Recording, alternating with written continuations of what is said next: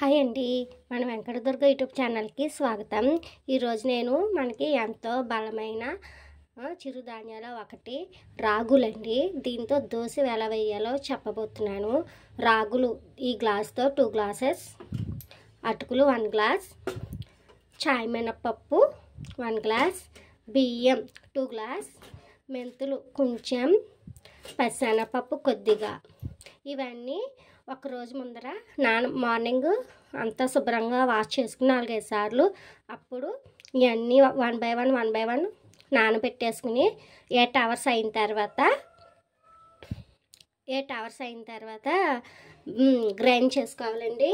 అలా గ్రైండ్ చేసి పెట్టుకున్నది ఈ బ్యాటర్. సో దీంట్లో సాల్ట్ ఒక్కటే వేసుకోవాలండి, కడుపు నొప్పి సోడా ఏమీ వేయకూడదు. సో వీడియో స్టార్ట్ చేద్దామా? దోశ వేసుకుందాం.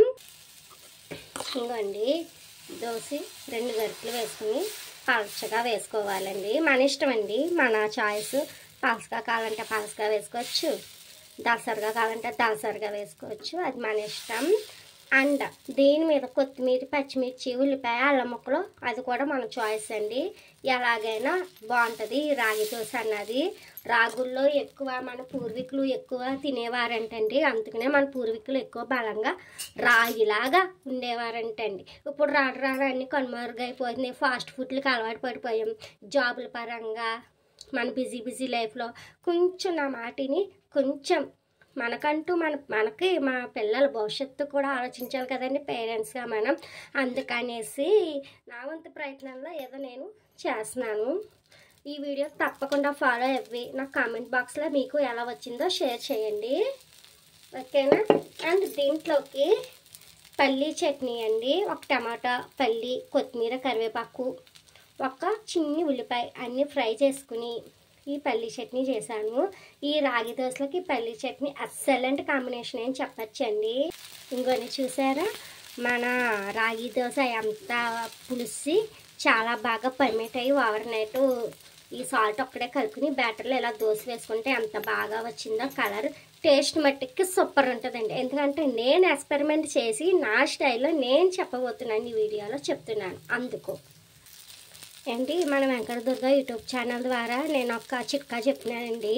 ఈ మధ్యన చాలా ఆయిల్, మన వంట నూనె విషయానికి వస్తే చాలా కల్తీ 100%కి 99% కల్తీ వస్తుందండి. అది సో మనకి రాకుండా ఉండాలి. మనకి కిడ్నీలు దెబ్బ కొడేస్తాయండి, కిడ్నీలు, లివరు, ఇలా ఒక్కటేంటి బోల్డ్ రోగాలు వస్తున్నాయంట.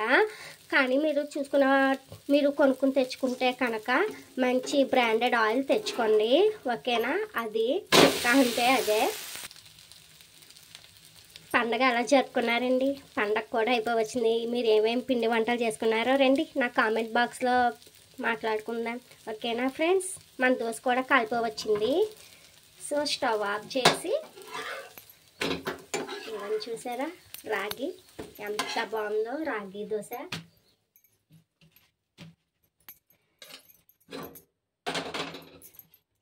ఇంకోండి,